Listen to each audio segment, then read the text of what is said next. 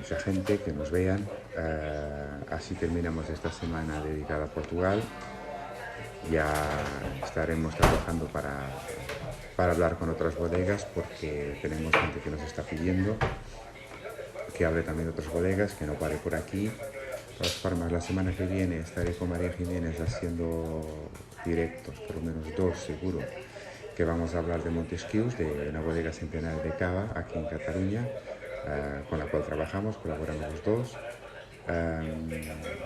Uno donde hablaremos también de la historia de la bodega y otro donde iremos al viñedo para que veáis y lo conozcáis un poco.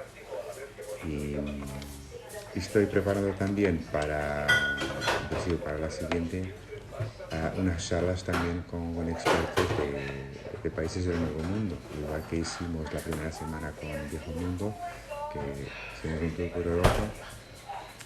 Estoy preparando algo muy chulo, muy interesante también con gente del Nuevo Mundo, que creo que puede ser muy, muy interesante. Y nada, estamos aquí a la espera que entre Humberto para que me envíe la invitación. Y hasta aquí.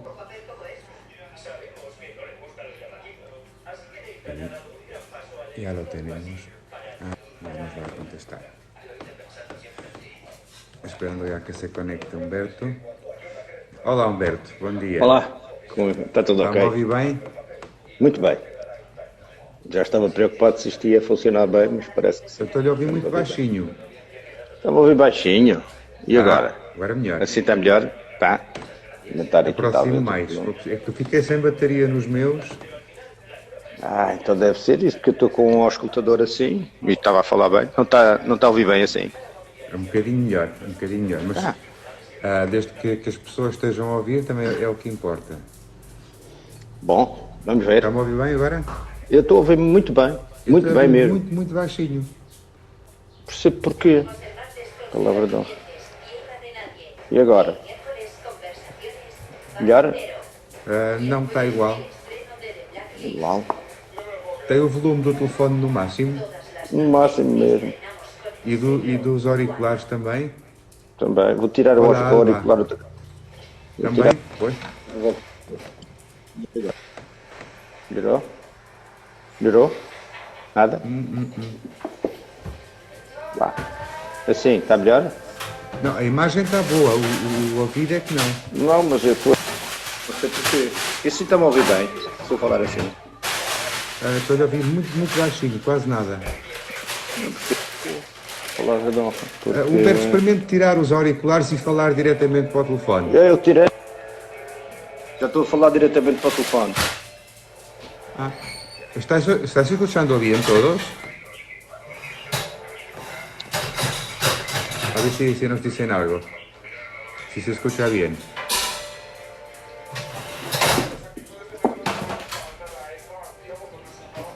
Sí, pues nada. Tá bom? Eu ouço muito baixinho, vou tentar. Vamos lá ver. Não sei porquê, porque de facto tenho tudo direitinho aqui. Não vou falar alto, a ver se funciona. O problema se calhar é meu então. Deve ser porque ela está a ouvir bem, a Carmen diz que ouve bem, bien, sim, o Carlos também. Então o problema deve ser aqui comigo. Já foram tantos programas que já está no fim a bateria. Já foram tantos os programas que a bateria já foi, já acabou. Não, no meu caso não. Pois nada, então, Humberto, vamos passar a castelhano, a portunhol, para que todos entendam. Voy a intentar el portuñol que tengo escuchado de mis colegas. Vamos a ver si hago algo de igual. Muy bien. Buenos días, Humberto. Estamos con Humberto. Humberto es la bodega Enriques Vinos de Madeira, que Aquí muchos está. de vosotros ya conocéis. Sí, lo tiene ahí, está con el uniforme. Nada, Humberto, gracias por acceder a estar con nosotros esta horita. Un placer. Para hablar de Madeira, de Enriques, de tu historia y de tus vinos, por supuesto. Y Nada, en primer lugar me gustaría que nos dieras alguna referencia histórica de Enrics y Enrics. Bueno, Enríquez ha sido establecida en 1850. Es una empresa familiar. ¿Me escuchas bien? ¿Me escuchas ahora? Yo ¿Sí? escucho con dificultad, pero mientras los demás escuchen ya estoy tranquilo. Ok. Entonces, lo que puedo decir es una empresa familiar que ha empezado en 1850 y que al pasar del tiempo ha sido influenciada por varias familias, inclusive familias inglesas que han hecho de Enríquez también lo que es hoy.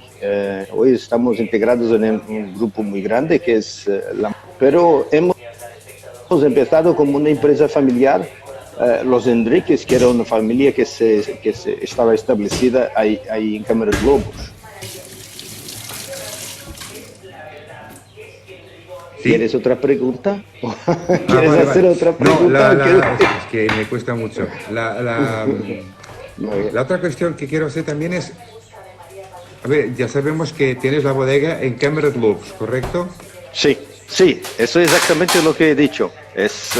El inicio de la compañía es exactamente de una familia de Câmara de Lobos y hoy estamos en Câmara de Lobos. Tenemos dos bodegas, una que es el centro de envejecimiento de los vinos y el otro que es el centro de producción y que tiene el viñedo.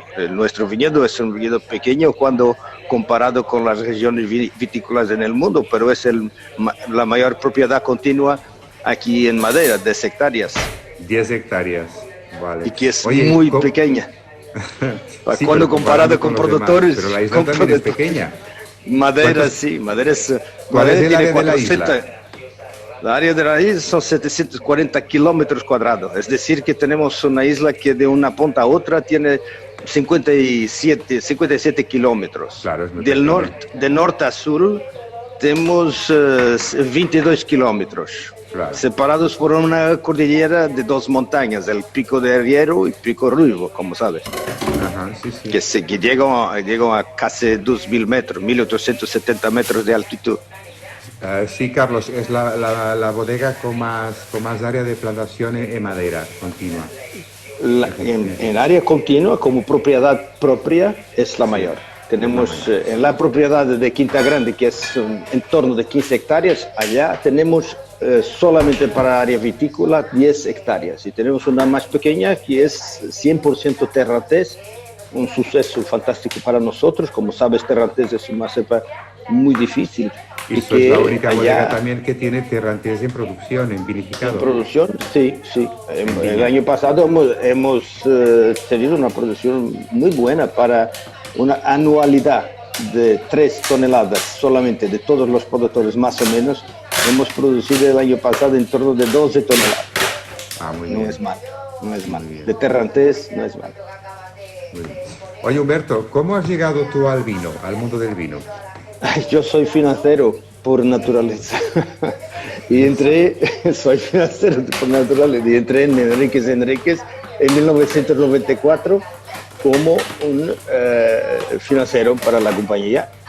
Y el problema es que, de hecho, el negocio se entró en mi sangre. Puede decir que tú haces escollas en tu vida y la vida hace escollas para ti.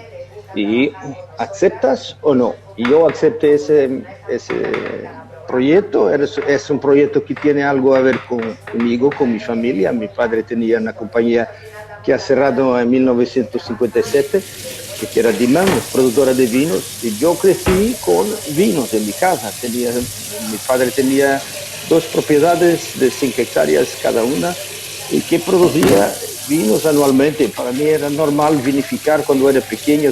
Tenía familia y un tío que particularmente había trabajado en el sector de vino de madera y que para mí ha sido algo natural. Yo conocí muy bien los vinos viejos. Cuando empecé en la compañía sabía muy bien catar los vinos porque había convivido con vinos viejos que tenía mismo en mi casa y que había vivido con eso.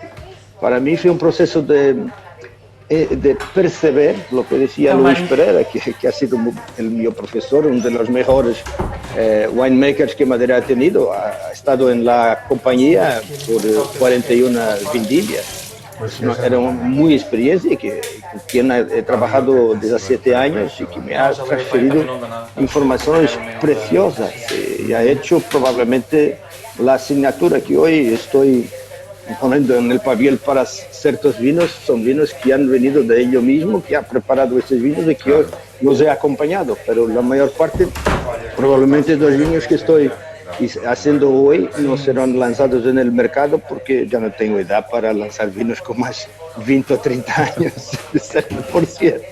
Como sabes, la diferencia de los vinos de madera para los otros es la longevidad. Y no Claro. decimos las cosas al contrario. Nosotros no vendemos los vintages con 2 años de añada y después en la casa del consumidor y se dice de aquí a 10 años vamos a tener una reducción fantástica en este vino, estará al punto. En madera no, en madera nosotros hicimos exactamente el contrario. Nosotros mantenemos los vinos de nuestras casas al mínimo de 20 años, que para nosotros es un vintage muy temprano, muy nuevo.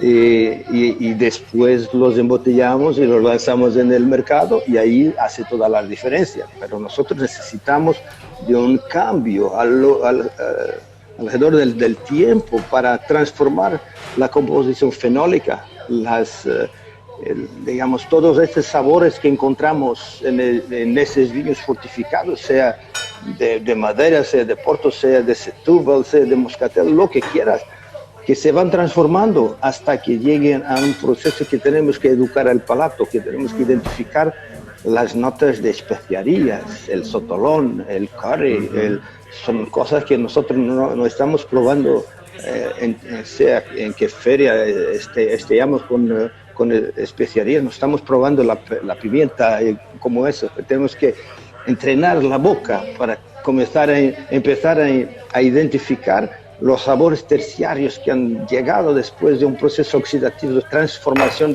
de esta fruta hasta que llegue a que nada se quede, porque alrededor de un periodo de oxidación estamos llegando a 30, 40 años donde ya no hay más que transformar. Vale. ¿Se Hay una cosa, entiendes? los vinos de madera históricamente se produjeron siempre para exportación o hay un momento del mercado. Imagina, madera es un vino, estamos hablando de un vino que empezó en 1425, 1430. Y imaginas por qué madera que no tiene las condiciones ideales, diré, edafoclimáticas para vino. Si nosotros tenemos vino aquí es un milagro, porque tenemos dos tipos de clima. Un clima al norte, que es temperado, es decir, con temperaturas que van de 9 a 19, 20 grados en la media, y al sur, que son más altas y que es una condición climática diferente. Pero estamos hablando de un clima casi subtropical, que llueve cuando nosotros no lo queremos, que no llueve cuando nosotros lo desearíamos, y que cuando llueve, muchas veces no llueve con la cantidad que es la adecuada, llueve mismo con condiciones tropicales. Y ahora, como imaginas, la planta tiene que luchar mucho. De otra parte, tiene un suelo que es volcánico, con muchas cenizas, con muchas cenizas, con muchas metal, con una acidez muy elevada y que entonces de una cierta manera no es fácil. Tenemos que corregir los suelos para que la planta tenga la posibilidad de llegar a producir fruta. Y en este proceso que ¿Y en qué altitudes y después tenemos la altitud, exactamente lo que te iba a decir. Después de todo esto, las dificultades, madera tiene una inclinación media agrícola de un 25%. Estamos hablando de una inclinación seria, y que por eso que tenemos los sucalcos, lo que llamamos los pollos, que son terrazas donde plantamos nuestras viñas, y que después son trabajadas a la mano, porque no hay la mínima posibilidad de mecanizar. Y entonces estamos hablando de un trabajo a la mano. Todo aquí es hecho a la mano, más o menos. Sí. Bueno, y para decirte que después supongo yo, en nuestra propiedad... en la parte norte, en los viñedos que tienes grados hacia el norte, vinificáis las uvas más secas, supongo yo, ¿no? O lo que es, vendría a ser No, esencial, no. ¿verdad? Bueno, ¿Cómo lo lo que tenéis? sea, lo que sea. Si estamos recibiendo pequeñas cantidades, como tú sabes, como sabes, la tinta negra ocupa 80 a 85% de Sí, nuestra producción. sí.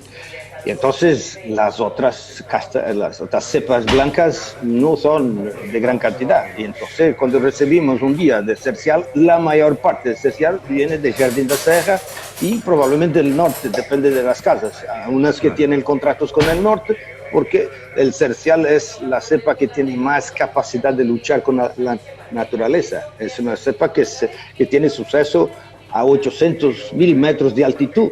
Es decir, Vale. que, bueno, al final tendrás una cepa que es acídula, que tiene, bueno, originalmente esta cepa de cercial se llama esganacão. Esganacão tiene, sabes que esta palabra en portugués tiene que decir que estás desganando, no sé cómo decir en español, el perro. Sí, sí, que estás. Entonces, porque es ganado el perro, Sí, es sí, algo sí, que sí. llega a la boca y que sientes inmediatamente con un nivel de acidez que si no controlas con el punto cierto del azúcar residual, tienes algo que es imbebible, es dificilísimo.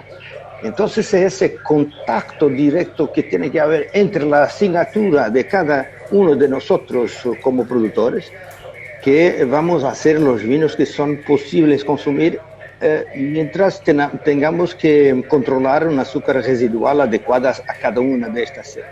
Es decir, entonces que hay uvas de tinta negra que vienen del norte y uvas que vienen del sur en el mismo día y nosotros eventualmente separamos algunas cuando es posible, pero las cantidades, como sabes, cuando está en el ritmo constante, no es fácil de separar las uvas que vienen del norte y las uvas que vienen del sur.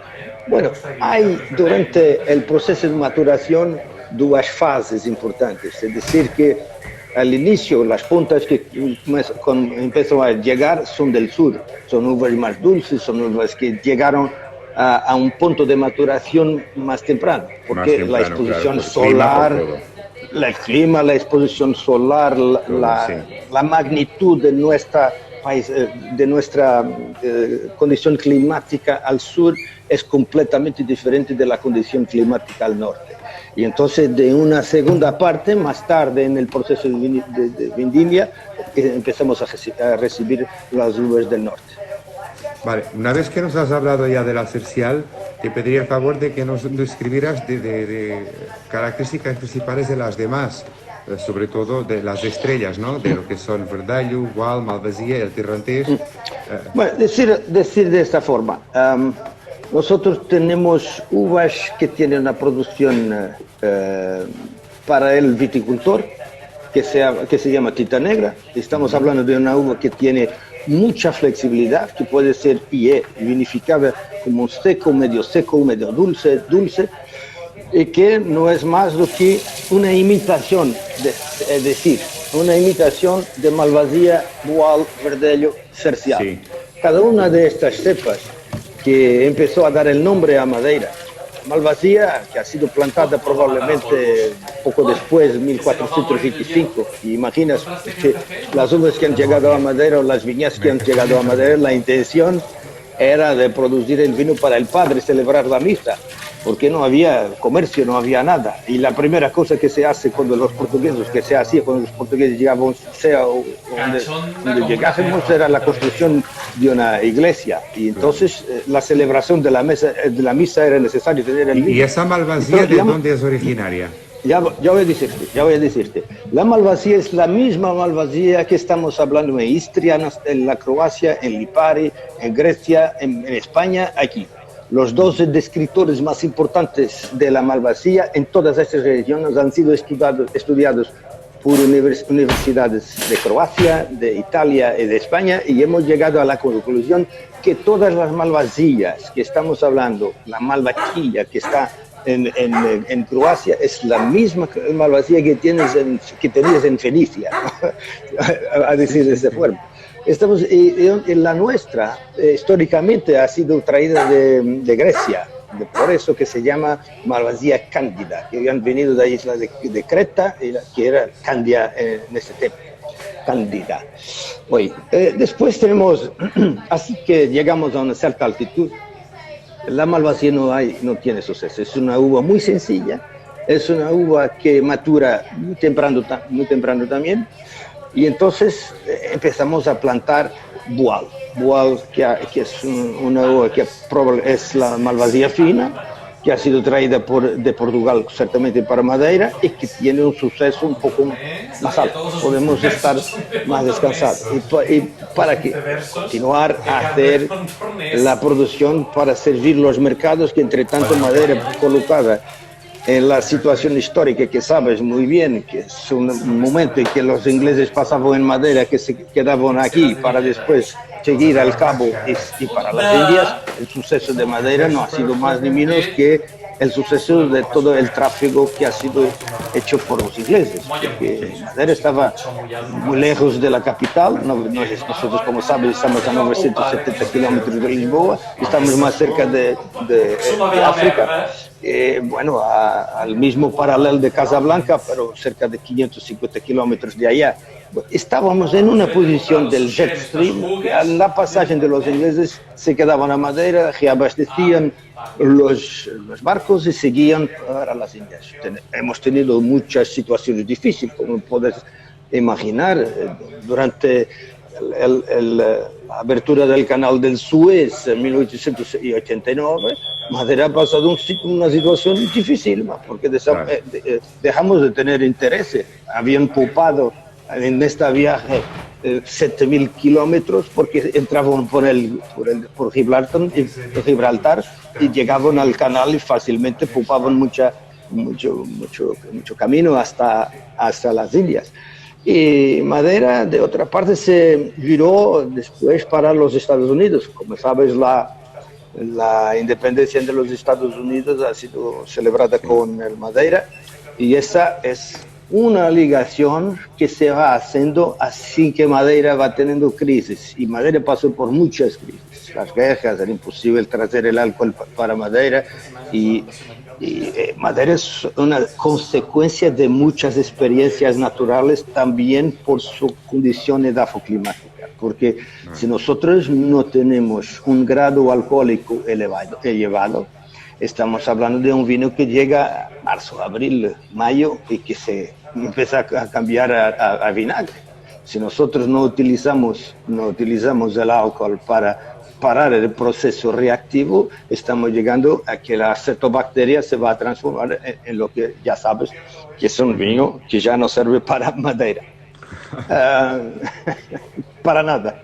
En términos de efectivos, solo para temperar las saladas. Las ensaladas, sí.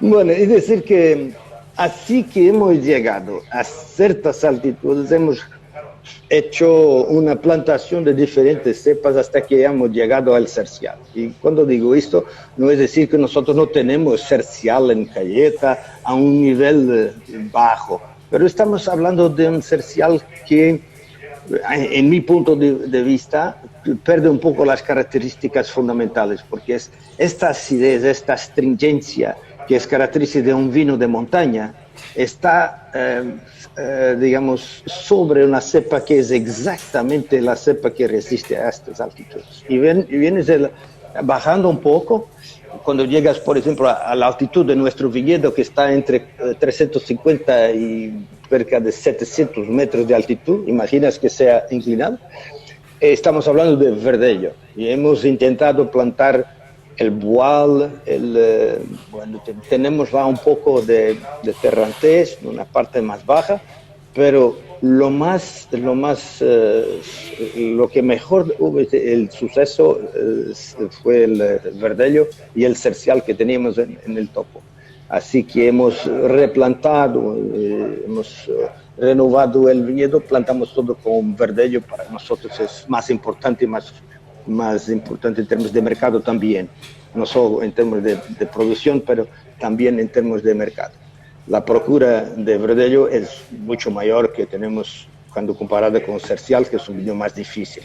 Tenemos que entrenar la boca para empezar a a degustar el cercial. Cuando hablamos de un cercial viejo, particularmente, ya ciertamente ya probaste conmigo algunos cerciales viejos y sabes cómo son difíciles. Bueno, y llegamos de vuelta a Malvasía para decir que empezamos a beber, a plantar, es decir, las uvas del nivel del mar hasta la montaña, pero cuando bebemos de la montaña para el nivel del mar, porque empezamos con el cercial, que es el más seco, el verdelo, el boao, y hasta que llegamos a Malvasía. Y ahí hablamos en grado de dulzura, que en términos de cercial hablamos de vinos que tienen cerca de 45 gramos por litro. Después hablamos de verdelho con 72 gramos por litro de azúcar residual. Estamos hablando de frutos, claramente. Y después, cuando llegamos a Boal, estamos hablando de vinos con 90 gramos y la Malvasía que llega.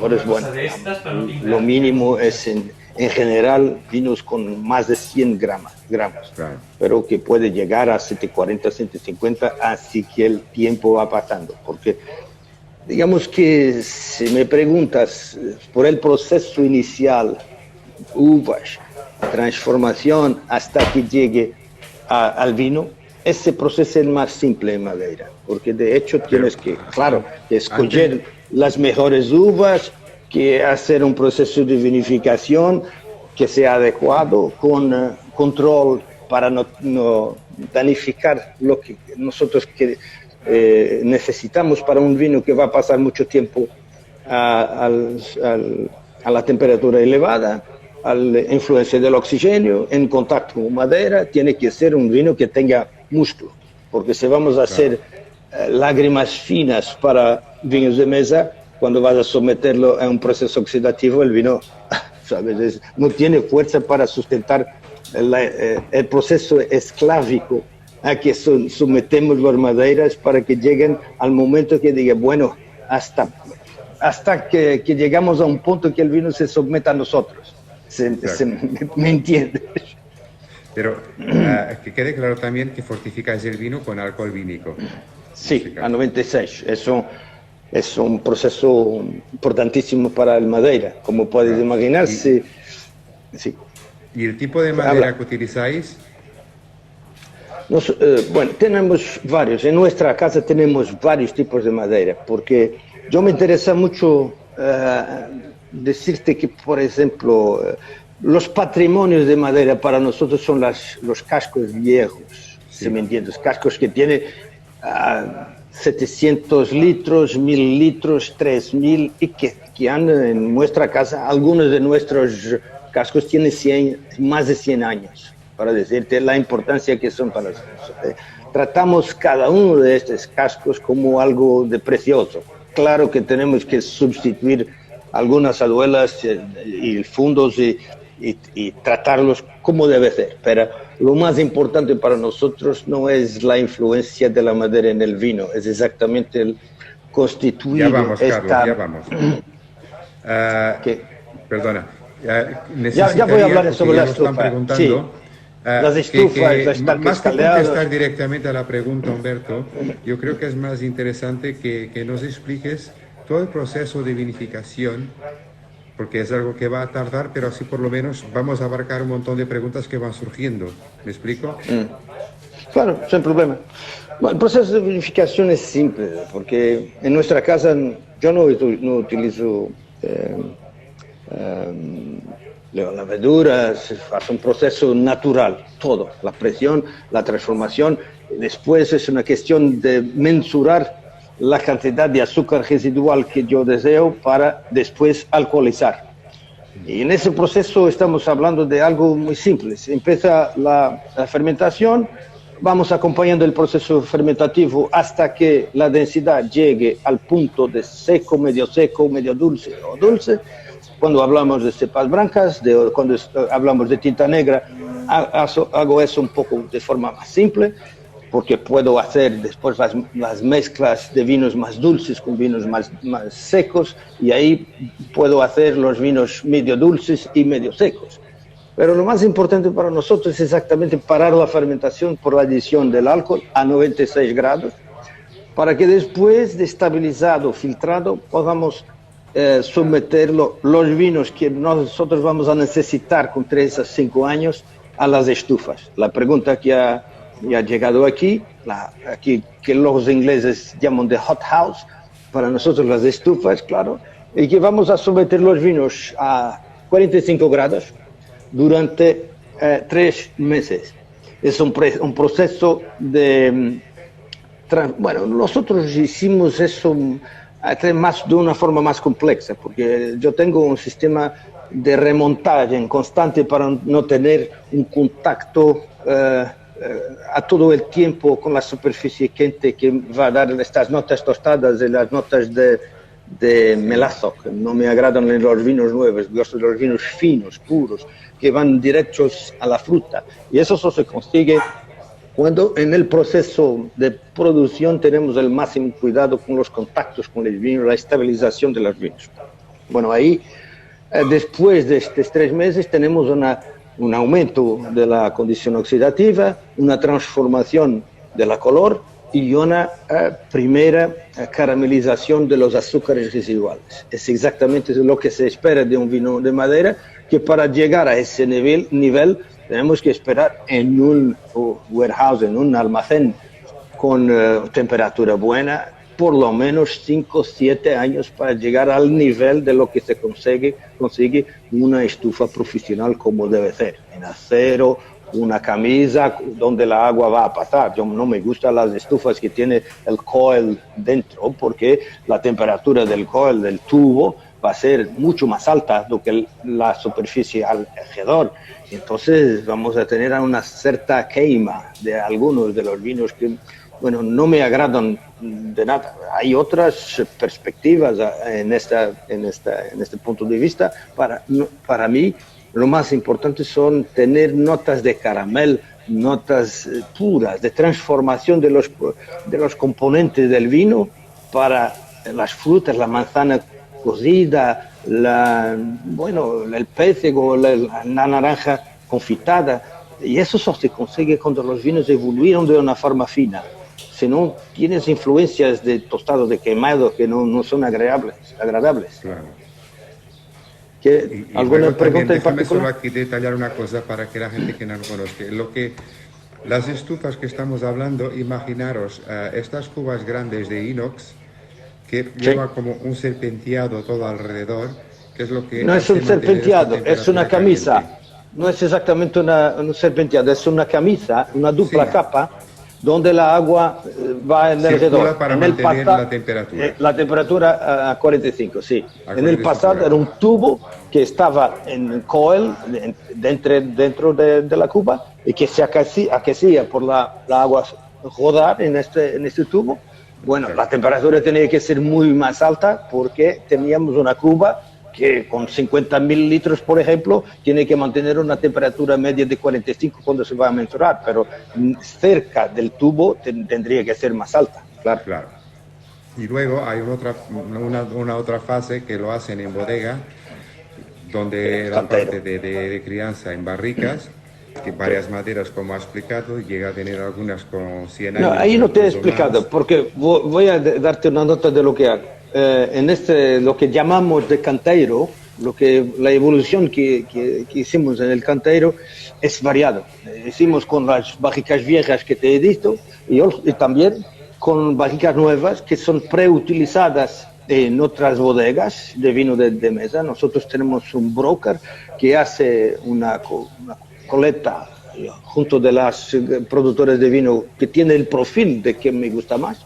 Y después me traes barricas de Vicar, de Segamoró, de Boutefrère, de todas las grandes productoras de estos pequeños de 225 a 350 y que me dan un proceso oxidativo fantástico en algunos de los vinos y que para nosotros son vinos que van a permitir lotear para darles evolución selectiva, porque para mí lo más importante son las trocas con el exterior. Es considerar que estamos hablando de un vino que respira, que necesita el oxígeno.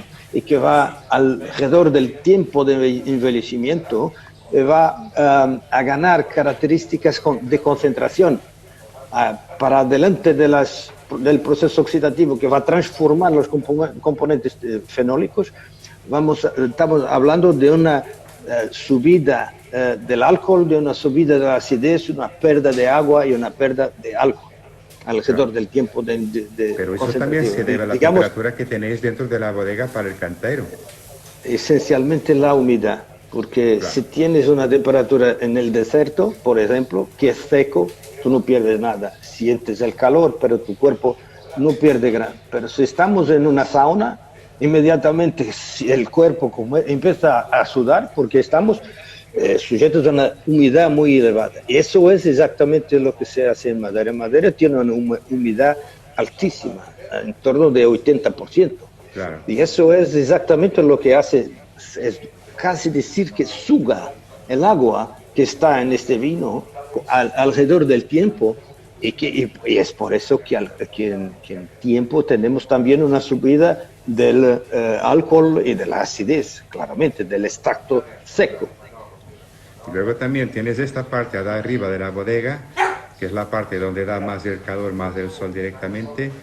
Cuéntanos qué vinos dejas ahí, dejas que crezcan, que envejezcan ahí.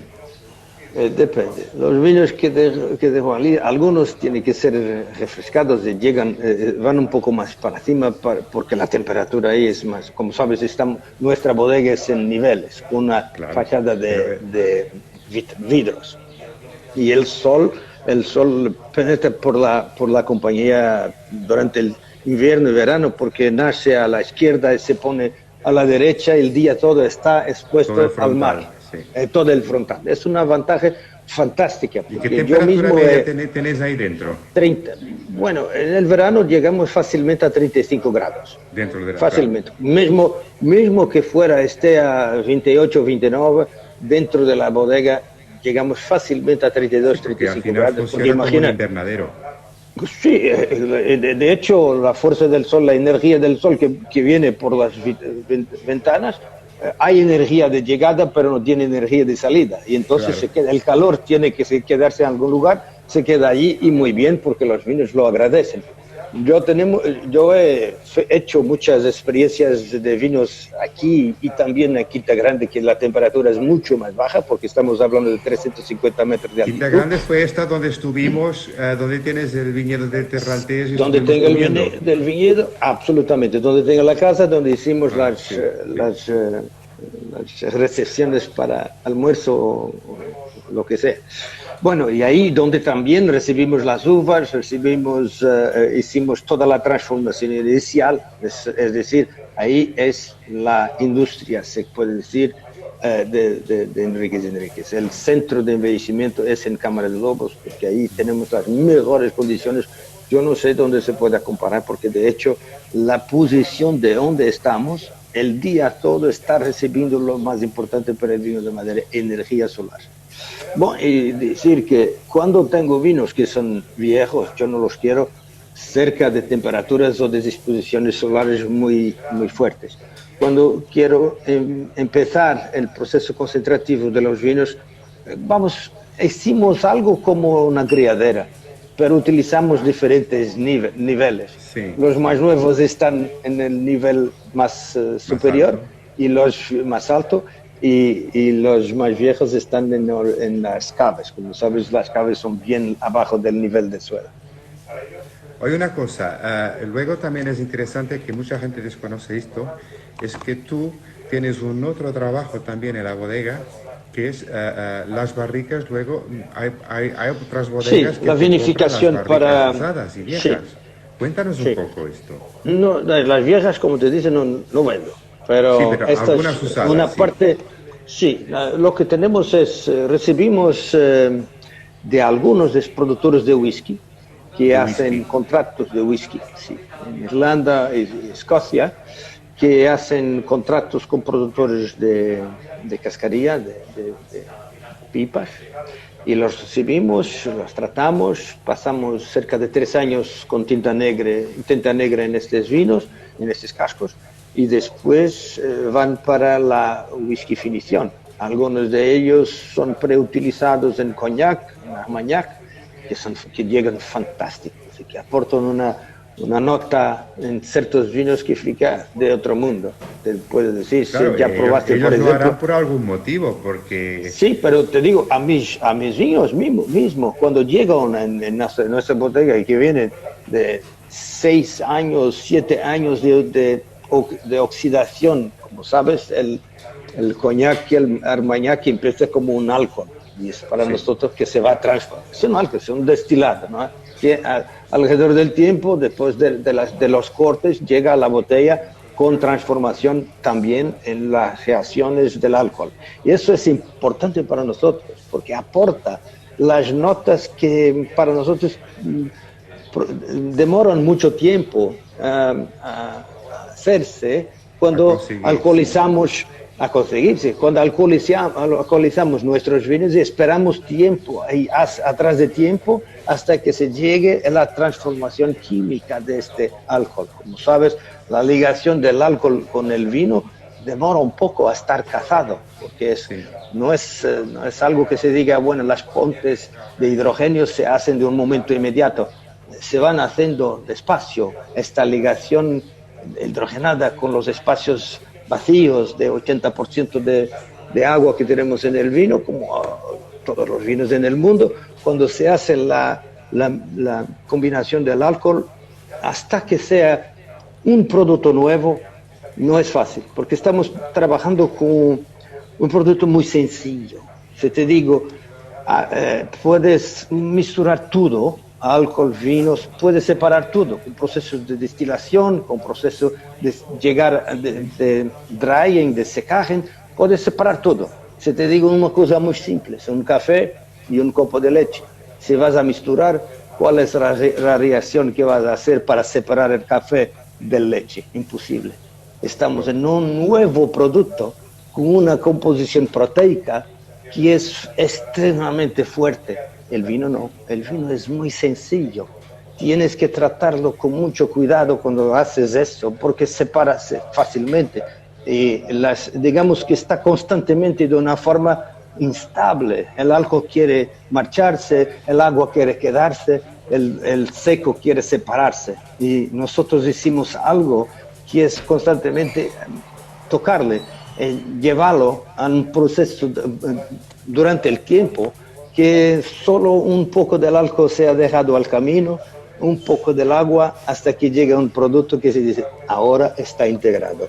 Ahora y luego es algo otra cosa, tienes también un control muy, muy fuerte por parte de la denominación de origen. Sí, bueno, yo pienso que las denominaciones de origen son todas bien controladas. Cuando se habla de porte del Consejo Regulador en los vinos fortificados tiene que ser así, porque estamos hablando de vinos con nivel de alcohol elevado y que, como sabes, las autoridades fiscales son muy estrictas y bien.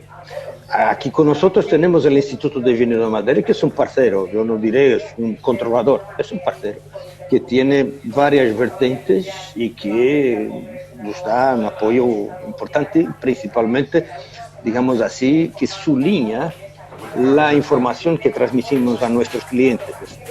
Es decir, si tengo un vino que digo, tiene 20 grados, tiene un nivel de acidez de 5, 7 o 8, tiene un estrato seco, el instituto tiene un laboratorio que va a testar que lo que he llegado en mis laboratorios está cierto, y es el certificado de origen, que es importante. Pero ¿Sabes? incluso, Hoy en día según estamos... qué vinos también te sellan las barricas y te hace ese control. Ah, sí, pero claro, si tengo las cuentas es para no haber invenciones, porque invenciones es muy fácil. No, pero es importante para que entiendan hasta qué punto si es que es importante este control y hasta qué punto importantísimo, es que para que nos salgan, que nos salgan vinos debajo de la escalia o debajo de la mesa, porque estamos hablando de cuentas corrientes que están al instituto.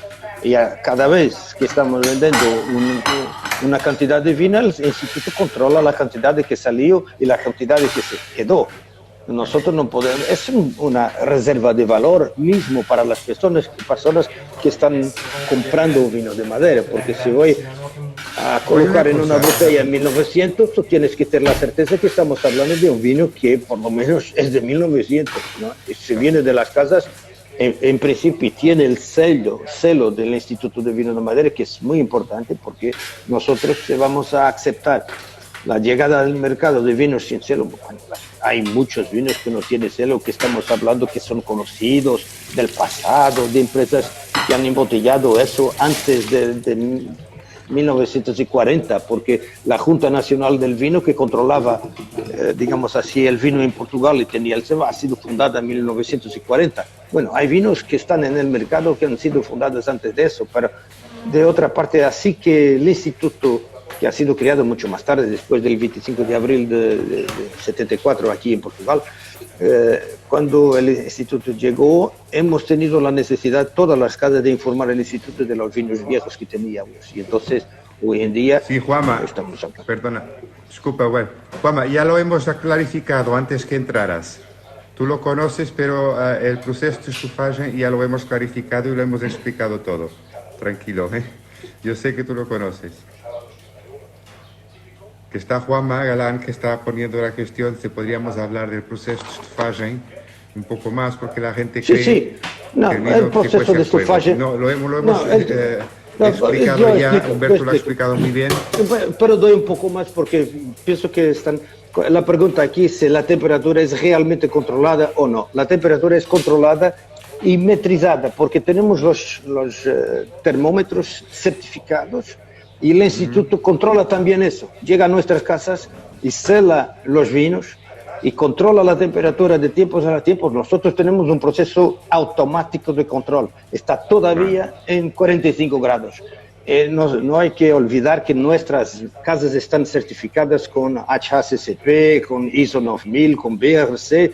Todas estas situaciones de procesos tienen que ser registradas y controladas, y lo hacíamos antes de las certificaciones y hoy en día más y más, como imaginas.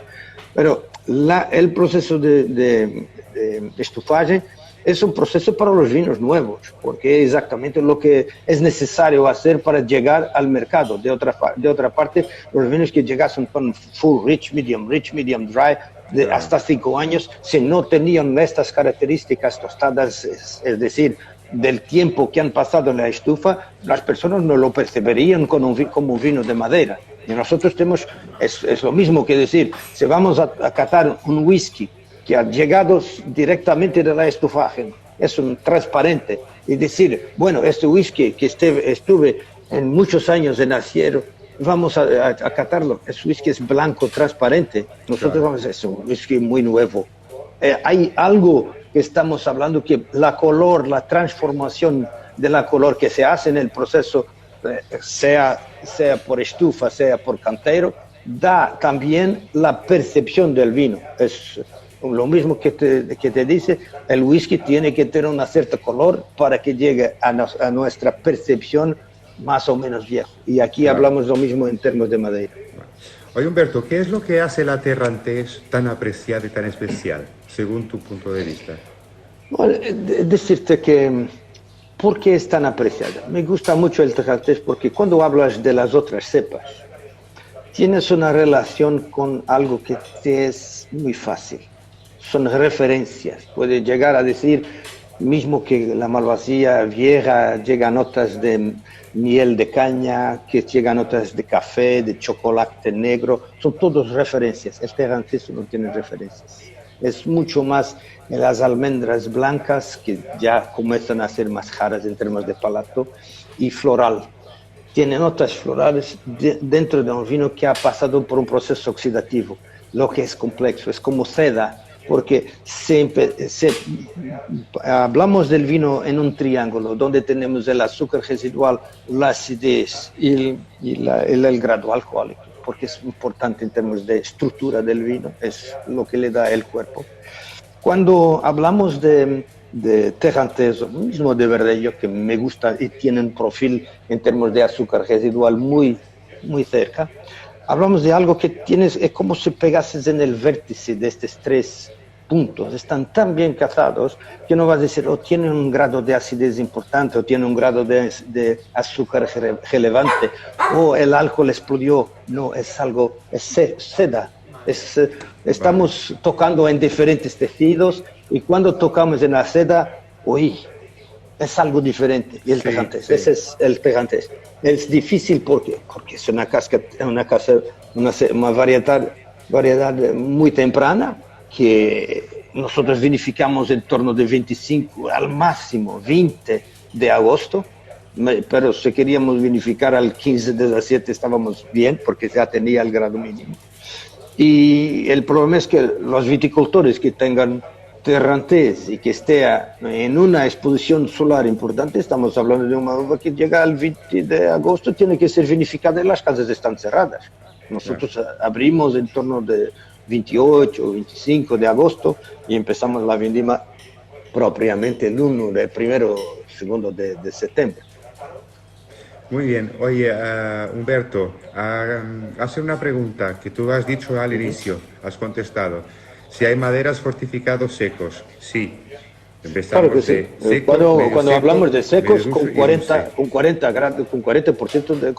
gramos de azúcar residual, azúcar, para exacto. nosotros es seco, pero bueno, para otros vinos, como sabes muy bien, no tiene nada de seco con 40 gramos, pero la acidez, Claro.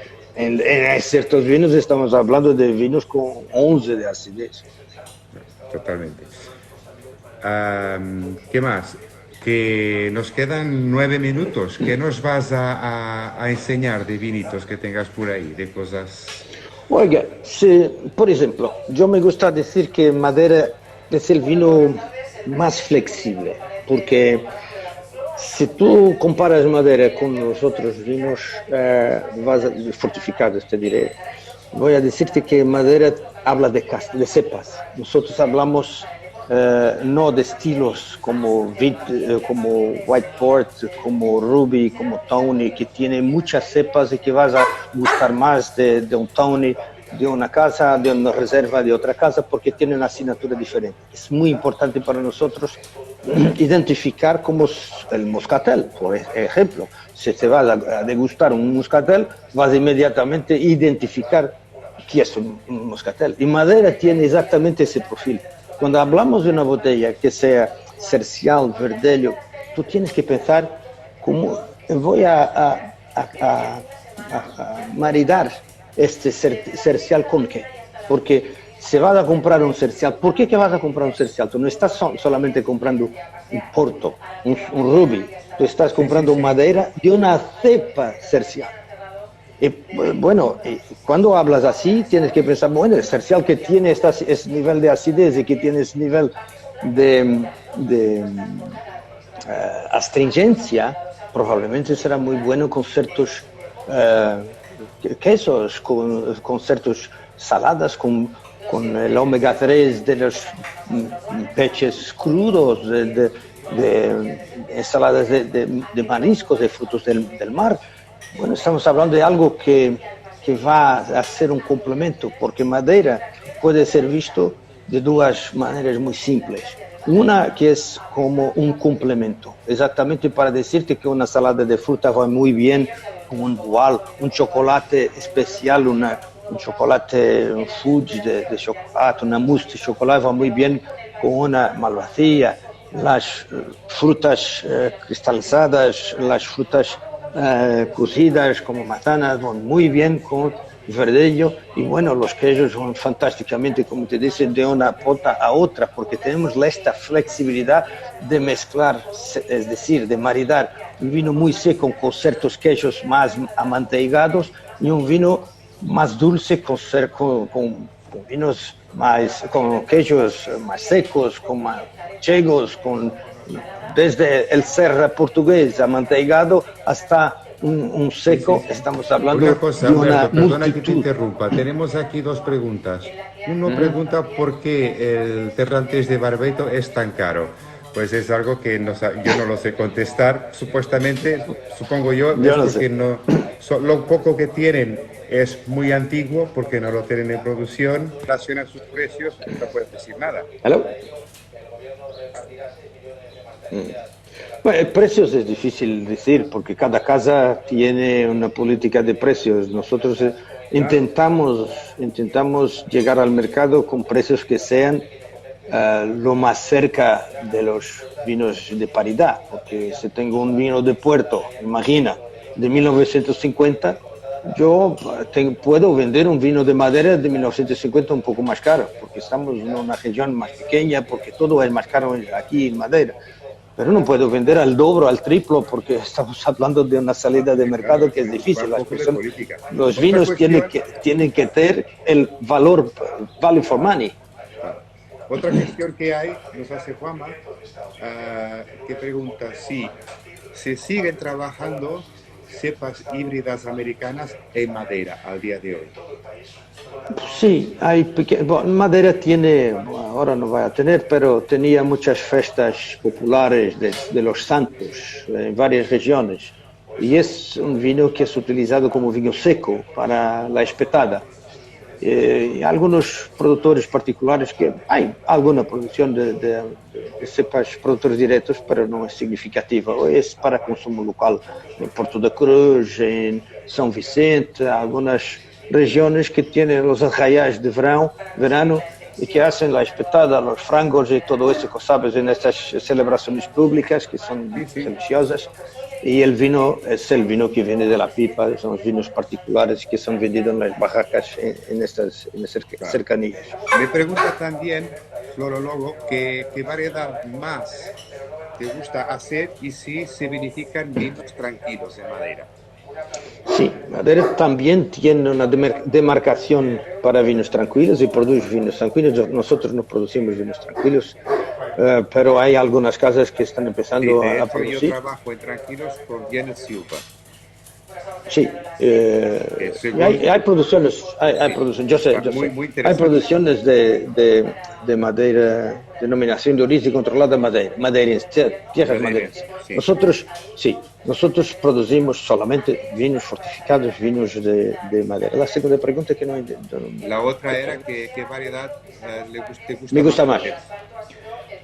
Las variedades que me gustan más es probablemente el verdelho y el Tejantés, exactamente por las razones que he adelantado, porque no puedes esconder nada por detrás del azúcar, no puedes esconder nada por detrás de la astringencia, por detrás de la acidez. Hablamos de algo que tiene que ser muy puro, y entonces un vino con medio seco muestra exactamente la naturaleza de Madeira, con algo que es puro en términos de percepción. El Tejantés por su finesse, por su clase, por su suavidad, el Tejantés por su personalidad, algo de frontal, de directo, de marcante, porque estamos hablando de un vino que tiene un estrato seco importante, que se revela, es decir, que hay vinos que nosotros hablamos con ellos y otros vinos que hablan con nosotros.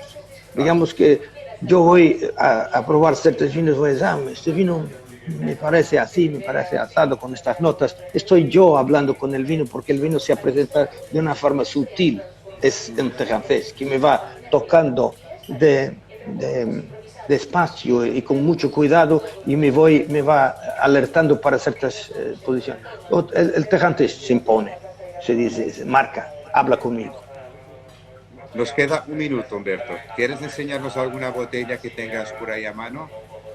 Hola, aquí, por ejemplo, puedo decirte que tienes un vino fantástico, que es para quien gusta de un puro, es un Tinta Negra 1997.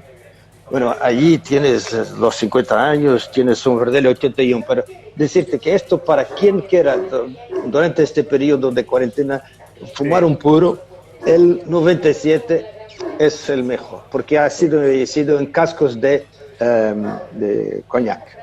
Está con toque fantástico. Queda nota. Oye, Humberto, muchísimas gracias. Muchas gracias, ha sido un placer. Espero que mi español portuñol ha sido suficiente para que me entiendan. Ha sido de los mejores, te lo juro, porque ha sido fantástico. Oye, muchas gracias. Al final vas a escribir un libro, ¿no? Con todos los productores de Portugal, tienes información de todos, nos puedes escribir un libro. Humberto, un gran abrazo. Hasta pronto. Hasta breve. Y... Sí, aquí las playas, como comentabais, están cerradas, pero esto no ha impedido que algunas personas se se hayan saltado el precinto policial y se hayan ido directamente al agua. Aquí donde nos encontramos ahora está el Paseo Marítimo Desierto, pero esta mañana se han